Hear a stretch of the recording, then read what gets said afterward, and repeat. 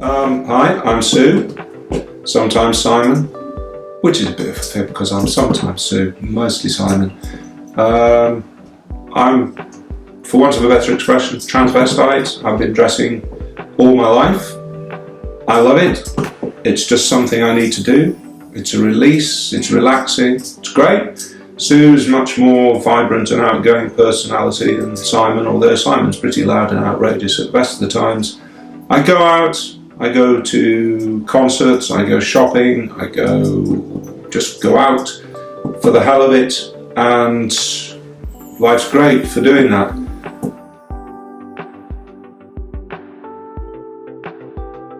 I mean, even I think at the age of 6 of playing a crusader in the school pageant and dressing up with a white tabard and red tights and thinking, oh, why don't I get to wear these, more?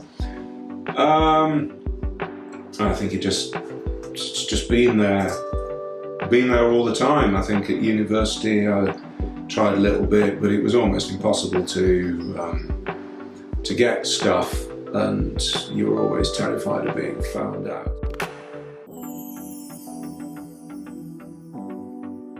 I've just worked for myself, and this doesn't impinge on my work, so I would never go and see clients like this.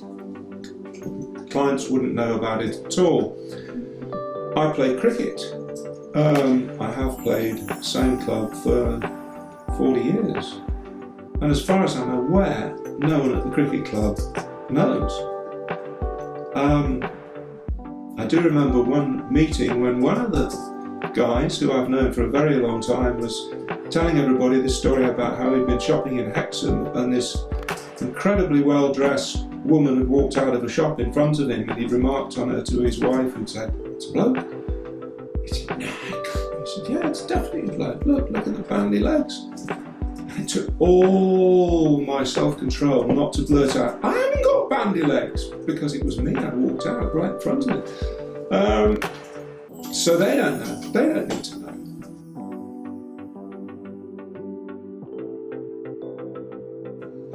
I'm very lucky in that I can afford decent clothes, decent makeup, and the last thing I needed was some decent hair. And I was looking online. I had some reasonable ones that were old and tired. I was looking online to try and find somewhere to get some new ones, and discovered that there was a place relatively close to where I live, about an hour's drive away, but certainly close to where I know, having worked and lived in Newcastle for a while, and went online, see what they had, booked an appointment, came in, and ended up buying 4 weeks on 2 separate occasions, but not only that, getting some of my better quality ones all done up and restyled and given new leases of life, so that I now have the ability to have any wig for any situation. If you could only manage 1 or 2, then I would think it's even more important to make sure it's a good one that suits you, suits your face, and you learn to do your makeup to match your hair as well.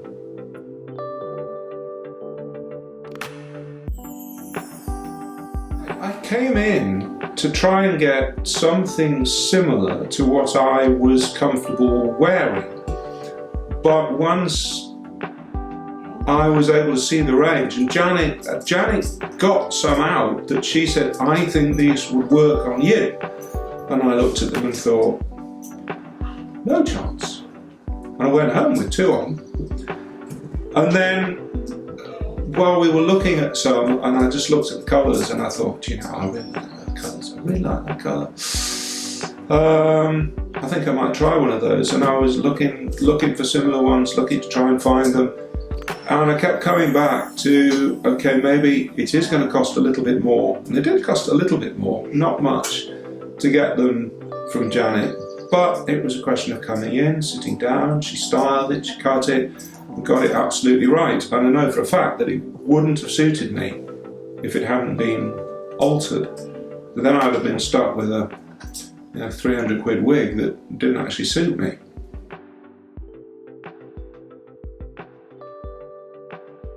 Having got the wigs, I thought, right, I'm going to make a statement. So about 3 months ago, I went to a concert where I had bought a ticket right in the middle of the front row.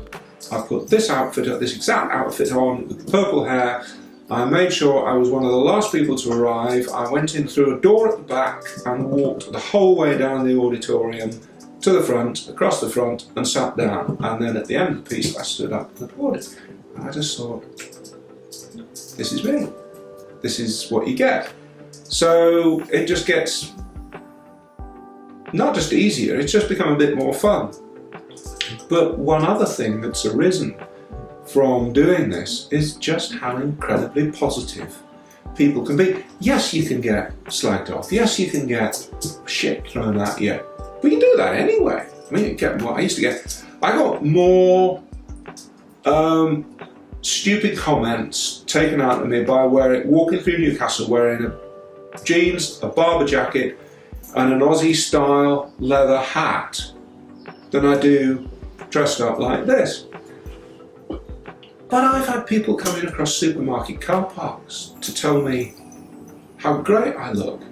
I've had people come, somebody said, I had 3 people on my last shopping trip telling me how amazing the hair colour was, which was the lilac wig, which I'll try later. But the most amazing thing that ever happened to me, I think, was in the stage, the interval in a concert, when I went and sat at a table, had a drink, and this ancient lady came over, and she stood at the table and she looked down at me and said, "Do you mind if I sit at your table for a moment, dear?" I said, "Well, of course, please sit down." And she sat at the table and she looked at me and she leaned forward very purposely and she said, "I've been seeing you coming to these concerts for years and I've always thought you look fabulous, but I've never said anything. I'm old now and I'm not very well and I could die at any time and I would hate to go to my grave without having told you that I think you look wonderful." And she got up and said, "That's all I have to say, I'm going now," and she walked off.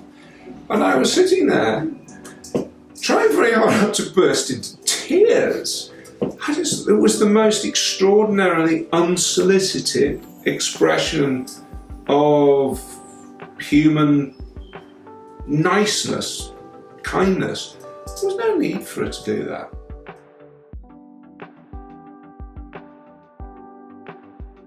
Everywhere I go, shop assistants, even customers, they come and have positive things to say. A never-ending stream, really, of people who come and talk, come and chat. Again, one woman at a concert interval came over and said, "I'm pleased to see you standing on your own, because you're usually with a group of people. It's just a bunch of people that I've just started talking to and just natter with at concerts." And she said, "Because my daughter's with me at this concert. I'd really love her to meet you, because she's got some issues with her confidence, and I'd love her to meet someone who's obviously very confident and outgoing." And she brought her over, a teenage girl, to introduce her to me. She couldn't really introduce her to me because she didn't even know me, but she just wanted to, so almost like a role model that nobody knew.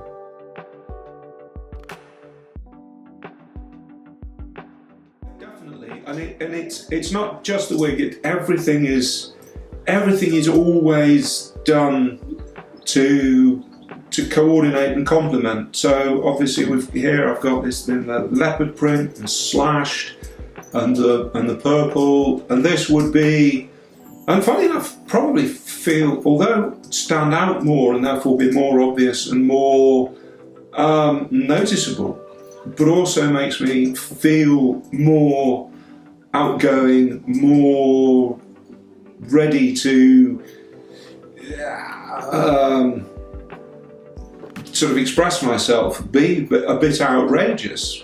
And then there will be times when I'm just going to go out, I just want to go shopping, I'll have a jumper and some trousers, always the heels, and I'll put one of the sort of more toned down ones. The makeup's not often toned down.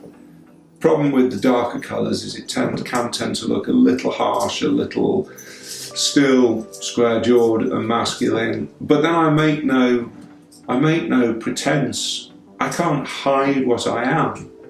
I'll never actually pass, if you like, for want of a better word. Nobody's ever going to mistake me for a woman.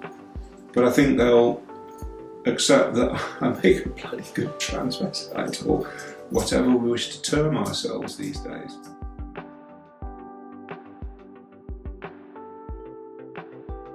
People are still very scared.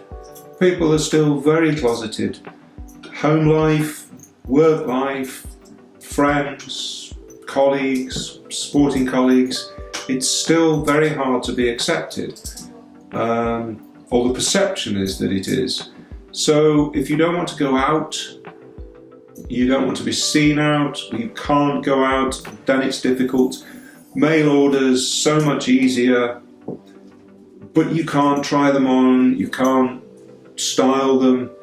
So I suppose in a way, getting cheap ones online, different styles, and determining what might work would be a good start point. But there will come a time, if you do want to go out and you do want to present yourself in public, that yeah, you need decent hair.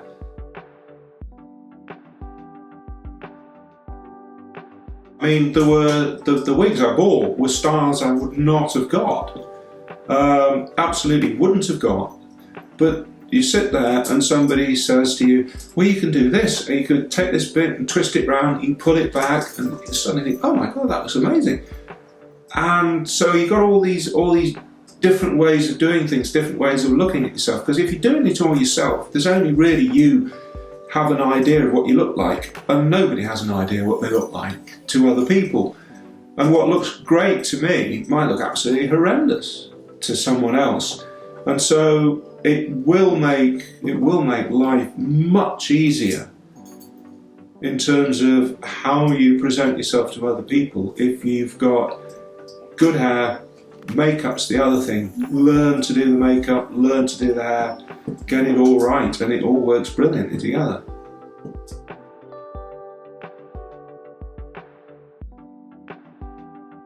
I have no wish to take things any further. This is just another part of me, although I do sometimes rather, and it might not be all jest, say that it's not Simon who thinks that he's so trapped in a man's body, because I have no wish to change anything.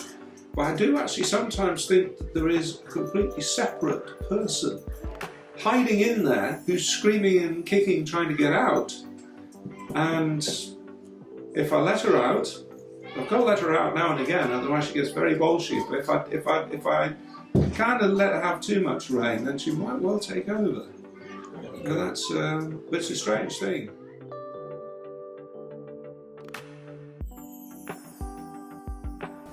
It makes life so much easier. It's very freeing, liberating to go out and do it. And just bite the bullet. And the world isn't going to end. And it won't end if people find out. Because if people can't accept you for that, then they weren't really worth having as friends or colleagues or whatever in the first place. But yeah, get out and do it. Enjoy it. Life's too bloody short. And one day you'll be too damned old and the makeup will settle in all the cracks and crevices and you'll smile and then you'll go out and it's too hot, a whole bloody lot will fall off. Land in a pool at your feet. I'm getting there. So knowing that time is running out to be able to do it, it just means I want to get out more and more and more and do it.